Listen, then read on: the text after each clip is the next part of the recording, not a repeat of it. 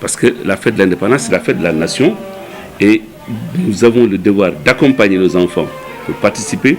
Nous avons également le devoir d'accompagner nos populations pour qu'ensemble nous puissions fêter cette indépendance, cette commémoration. Ça dit le 3, tout à l'heure, vous avez entendu déjà la fanfare de la commune, parce que la commune a une fanfare ici, que tout le monde connaît. Cette fanfare va accompagner tout à l'heure les sapeurs-pompiers et les enfants à la rite des flambeaux. Dans quelques instants, je vais devoir descendre pour allumer le flambeau et on va faire le tour de la commune avec les enfants, les femmes, toutes les populations, celles qui peuvent marcher, marchent avec les sapeurs, ceux qui ne peuvent pas maintenant se mettre devant leur porte ou en haut de leur maison, vraiment pour acclamer, applaudir, mais participer en tout cas à la fête de l'indépendance. Il faut que chaque Sénégalais comprenne que cette période, que le 4 avril marque la fête la plus importante pour la nation sénégalaise, parce que c'est la fête de la nation, c'est-à-dire la commémoration de l'anniversaire de l'indépendance. Défiler par exemple, demain, les enfants, les écoles, en faisant défiler toutes les couches, même les chauffeurs de taxi vont défiler, les charretiers défilent, les marchands, les commerçants défilent. Demain, vous verrez, vous aurez l'occasion de voir que c'est toute la communauté, toutes les couches organisées de la commune, tout le monde, vraiment nous les avons invités à participer. Et comme de coutume, tous les ans, chaque pan de la société, de la communauté de Ndiarème participe à cette activité en défilant, et c'est dans la joie et dans l'allégresse. Dans les curricula, je crois qu'il y a quelque chose qu'on néglige maintenant et qui existait à l'époque. Parce qu'à l'époque, nous tous faisions des cours d'instruction civique. Maintenant, ça a plus ou moins disparu, vraiment des curricula, et pratiquement, les enfants n'ont presque plus cette conscience civique que leur inculquer le maître. Parce que d'abord, c'est le maître avant d'être le professeur, parce que c'est le maître qui, dans sa classe, avait été un monsieur pluridisciplinaire. Et le maître enseignait non seulement la morale, mais enseignait également l'esprit civique. Et à partir maintenant de l'instruction civique. Vous allez au lycée également, c'était les professeurs en genre d'histoire et de géographie qui faisaient la même chose. Maintenant, bon, les gens ont plus ou moins tendance à ne plus penser à cela, mais je crois qu'on va revenir à cette formation, parce que nous nous sommes rendus compte qu'aujourd'hui les antivaleurs sont érigées en valeur.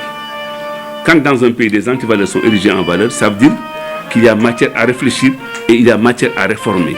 Or, une réforme suppose beaucoup de courage, d'abord un courage politique, et le président l'a montré, en tout cas ce que j'ai cru avoir perçu à travers ses interventions d'hier et d'aujourd'hui, lors de la prestation comme lors du discours c'est que le président est un monsieur très libéré, maintenant qui a envie vraiment de faire un mandat merveilleux en prenant en charge les préoccupations de l'heure, en descendant sur le terrain, en gérant la proximité, en impulsant les territoires, vraiment en les poussant à se prendre en charge et à prendre en charge de leurs propres responsabilités. Parce que, avant que le président n'instaure la levée des couleurs, nous avions l'habitude de le faire. Parce que la chance que nous avons ici, c'est que moi je suis un enseignant, j'ai été chef d'établissement, instructeur d'académie, tout et tout, et mon parcours vraiment me prédispose à ce que je puisse mener certaines activités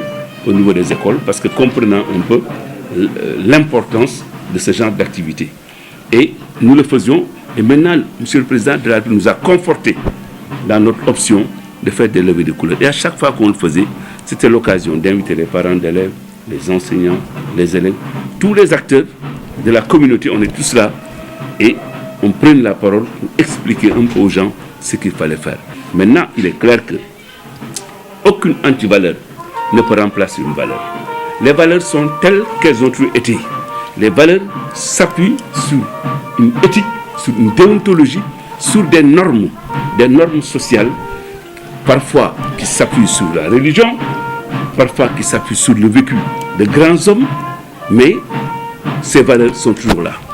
Et les Wolof disent, Foudor Danta, bon, demain, ça veut dire en termes clairs, en d'autres termes que s'il y a des gens qui n'ont plus de valeur, par contre, il y en a d'autres qui ont conservé les valeurs. Le dialogue est nécessaire. Vous savez, quand les gens se battent, après la bataille, c'est la table. On n'y peut rien.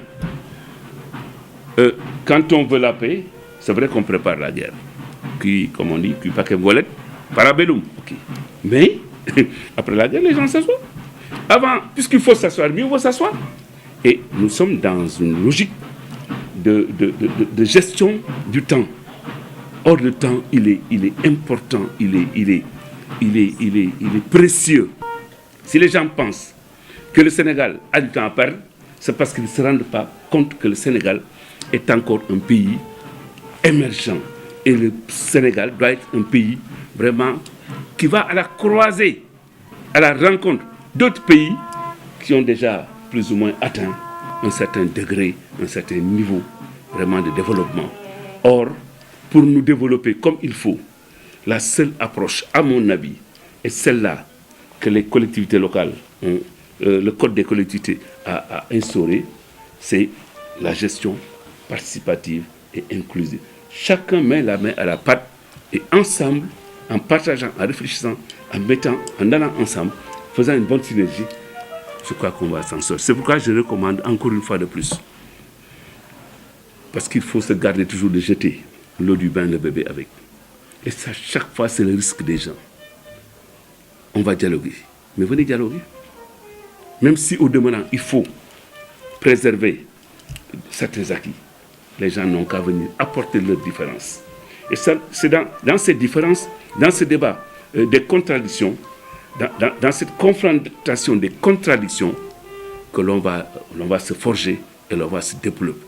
Mais qu'on comprenne aussi qu'à chaque contradiction résolue, il restera encore d'autres contradictions naissantes. C'est ça la logique de la vie, c'est la dynamique de la vie. Mais venez, parlons, confrontons, à part d'une confrontation saine, de débat sain, argumenté, mais chacun ne demande qu'à être convaincu. Hein. Si moi, dans mes résolutions, dans mes convictions les plus intimes, vous parvenez à m'ébranler par un argumentaire solide, mais écoutez, je ne suis pas Dieu le Père, hein, mais j'accepte et je rallie. Et je crois que c'est ça ce que le président fera quand il écoutera les gens. Parce qu'il aime écouter. Mais quelqu'un qui vous appelle tout le temps, mais allez répondre au moins. Allez répondre. Moi, j'invite les gens à aller répondre.